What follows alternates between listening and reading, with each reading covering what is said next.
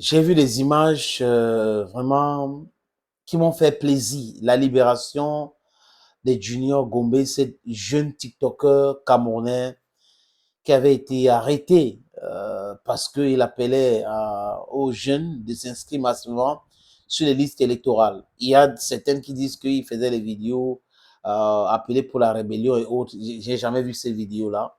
Mais ce que je sais, c'est qu'il était très actif pour appeler les gens de s'inscrire sur les listes électorales.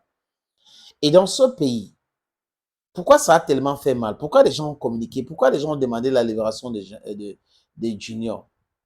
C'est aussi parce qu'il était en train de combattre le bon combat. Un. De deux, parce que les gens trouvaient incongru que vous dites que il faut aller s'inscrire à travers l'organe que vous avez créé, Elekam. On a beaucoup de choses à se dire concernant Elekam. Moi personnellement, sur l'indépendance d'Elekam. Mais quand Elekam dit, on est en train d'inscrire les gens de telle date à telle date, nous sommes dans telle zone.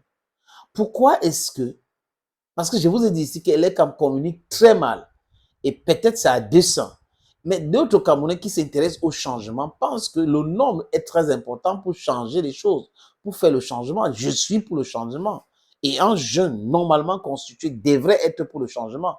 On ne peut pas être pour le maintien de ceux qui sont là, qui nous fatiguent à longueur de journée, qui proposent toujours des choses, des endettements bidons et tout cela. On ne peut pas. Et tout le monde ne peut pas les soutenir. Il y a certaines jeunes qui les soutiennent, c'est de leur droit. Je dis c'est de leur droit. Moi, je n'ai pas quelque chose contre ceux qui les soutiennent. Mais nous devons proposer argument contre argument. Maintenant, ceux qui sont dans la série, qui sont au pouvoir, pourquoi est-ce qu'ils sont fragiles? Pourquoi ils pensent que si un jeune comme Junior Gombe demande aux jeunes de s'inscrire, c'est un problème? Pourquoi est-ce que c'est un problème? Si Elekam a dit, nous communiquons sur ce que nous faisons, nous allons aller ici, aller là-bas. Est-ce qu'il y a une vidéo? Est-ce qu'il y a une communication de Junior qui a demandé aux gens de prendre la chicotte, fouetter les gens qui ne veulent pas aller s'inscrire?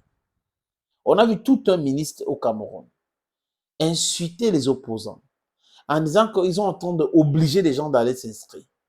Sans preuve, parce qu'on ne peut pas nous montrer où il y a la chicotte, où on est en train de menacer les gens d'aller s'inscrire. Des gens communiquent pour demander aux Camerounais d'aller s'inscrire sur les listes électorales. Ce qui est une bonne chose. Parce que la démocratie, normalement, c'est la majorité, donc c'est la dictature de la majorité. Mais si les gens veulent toujours que certains vivent toujours dans la dictature de la minorité, ça veut dire qu'ils n'aiment pas ce pays, ils n'aiment pas les pays, et c'est le drame en Afrique aujourd'hui. Donc, il a été arrêté, il a été relâché aujourd'hui, mais pas relâché en tant que tel. Parce que j'ai appris à travers certaines personnes proches de ce dossier qu'il doit faire très attention à tout ce qu'il publie. Donc, on est en train de le libérer, mais arrêter un peu une partie de sa liberté. Vous voyez un peu?